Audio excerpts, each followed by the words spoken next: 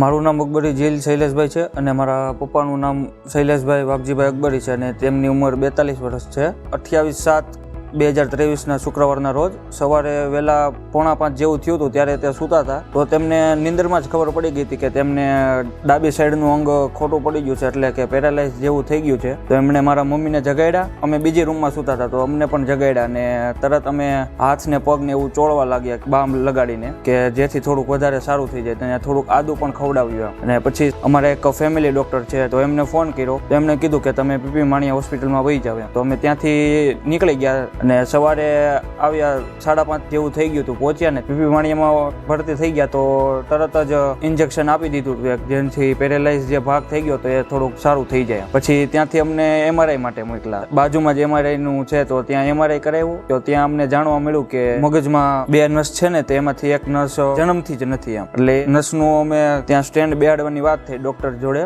એ sir એમને કીધું કે તમારે આની ટ્રીટમેન્ટ માટે એક સ્ટેન્ડ બેસાડવું પડશે, જેવી રીતે આપણે હૃદયમાં જે સ્ટેન્ડ બેસાડીએ છીએ એવું ત્યાં મગજમાં બેસાડવું પડશે, કેમ કે તેમને લોહીનો જથ્થો થઈ ગયો હતો, ત્યાં એક જ નસ હતી અને તે સંકોચાઈ ગઈ હતી। એટલે આયુષ સર ગોળકીએ અમને એમ કીધું કે તમારે આ સ્ટેન્ડ બેસાડવું પડશે, એટલે અમે સ્ટેન્ડ મૂકવા માટે સંમતિ આપી અને સરે સ્ટેન્ડની પ્રોસેસ જે મૂકવાની હતું એ ચાલુ કરી દીધી અને સ્ટેન્ડ મુકાઈ ગયું। અને પીપી માણિયા હોસ્પિટલમાં અમને આવીને બહુ સારી ટ્રીટમેન્ટ અને સારવાર પણ સારી છે। અત્યારે જોઈ શકીએ છીએ કે 2 દિવસ પછી મારા પપ્પા ચાલવા માંડ્યા છે, જે પેરાલાઇઝ હતો એના સારવાર પૂરેપૂરી થઈ ગઈ છે 2 દિવસમાં અને આજે અમને ડિસ્ચાર્જ આપવાના છે અને સ્ટાફ પણ બહુ સારો છે, આપણે કાંઈ બોલાવા જ વારા ઘડીએ જવા નથી પડતા, એની રીતે તે આવી જાય છે, ચેકઅપ કરીને ચાલ્યા જાય છે। ડૉક્ટર પણ બધા સારા છે કે એની ટાઈમ પર એ આવીને મુલાકાત લે છે, જોઈ જાય છે કે કેમ છે દર્દીને કે કઈ રીતના છે।